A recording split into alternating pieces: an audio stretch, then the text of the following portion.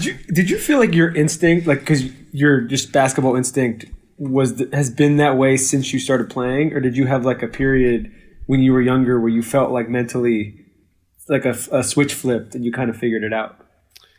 No, I wouldn't say like switch. I would say like just like I said, through the years, when I was in Madrid, I was always playing with the older guys, so I could learn a lot from them. Then with 16, I started to practice with the first team. And you just watch and then try to do it on the court and just learn from that. What made you, at 13 years old, travel, sign with Real Madrid, travel and move to a different country, 1,000 miles away from where you grew up?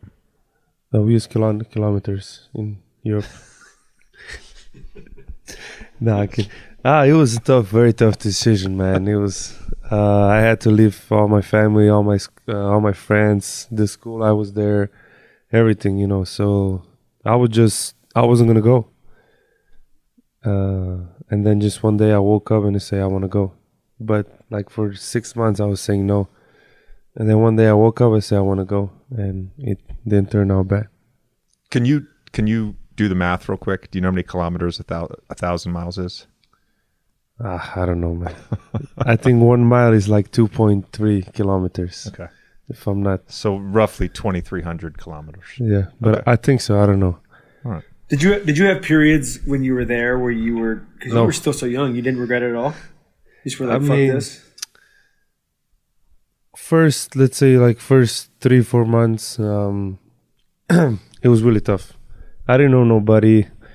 Actually, I almost didn't speak English either. Like, I just know how to say hello, how are you, and that stuff. Nobody spoke my language. I didn't speak Spanish.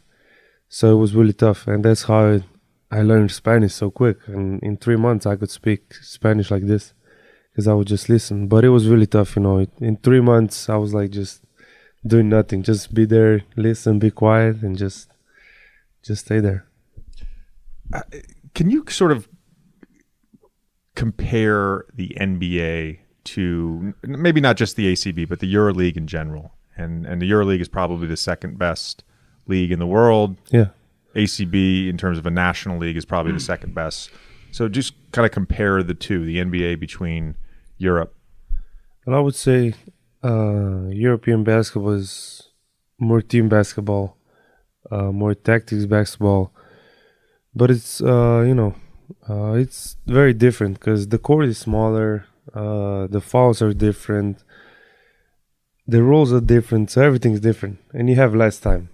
But just playing in the NBA, you have guys they're almost impossible to guard, and that's why NBA is way more tougher to play. I only say scoring is easier in NBA, just because of the amount of the different rules, the less space, the time. So that's why I said it. So you think it's harder to score 30 points in a EuroLeague game than it is in an NBA game? Yeah, 100%. But there's better players over here. Oh, way better players. Yeah. I'm just saying because of the rules. Yeah. Because the guy can stay. If you have a guy like, let's say, Rudy Gobert, he can stay in the paint on defense 3 seconds, however he wants. Like, just because of that rule, you can have 10 more points easily. Makes sense. Yeah.